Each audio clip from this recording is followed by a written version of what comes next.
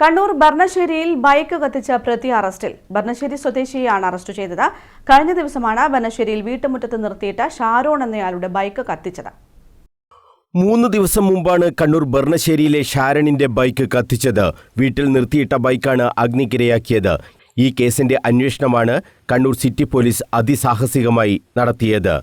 ബർണശ്ശേരി സ്വദേശിയായ ജിഷാന്ത് John ഫെർണാണ്ടസിനെയാണ് city inspector CC ലതീഷിന്റെ നേതൃത്വത്തിലുള്ള squad arrest ചെയ്തത്. കൃത്യമായ തെളിവില്ലാതിരുന്ന കേസിൽ പ്രതിയെ പിടികൂടുക എന്ന ലക്ഷ്യത്തോടെ പോലീസ് ശക്തമായ നീക്കങ്ങളാണ് നടത്തിയത്. City police commissioner P. Nithin രാജിന്റെയും ACP പ്രദീപൻ കണ്ണിപ്പോലിന്റെയും മേൽനോട്ടത്തിലാണ് പോലീസ് അന്വേഷണം വ്യാപിപ്പിച്ചത്. പ്രദേശത്തു നിന്നും കൃത്യമായ CCTV ദൃശ്യങ്ങൾ ലഭിക്കാത്തതും സാക്ഷിമൊഴികൾ ഇല്ലാത്തതുമെല്ലാം അന്വേഷണത്തെ ബാധിച്ചു. നിരവധി പേരെ പോലീസിന് ചോദ്യം ചെയ്യേണ്ടി വന്നു. ബർണശ്ശേരിക്ക് പുറത്തുനിന്ന് ആളുകൾ ഇവിടെ എത്തിയിട്ടില്ലെന്ന് ഉറപ്പിച്ച ശേഷമാണ് പോലീസ് ജിഷാന്ത് ജോൺ ഫെർണാണ്ടസിലേക്ക് എത്തിയത്.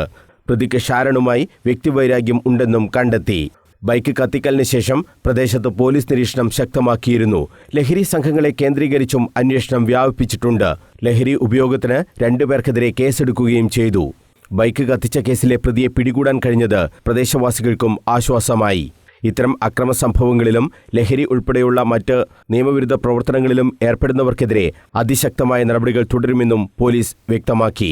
ഇൻസ്പെക്ടർ CC ലതീഷിനു പുറമെ SIമാരായ Karunakaran, RP Vinod, C Ranjith, ASI Sreejith, CPOമാരായ Mithun, Prameesh എന്നിവരും അന്വേഷണ സംഘത്തിൽ ഉണ്ടായിരുന്നു. News bureau, Kannur.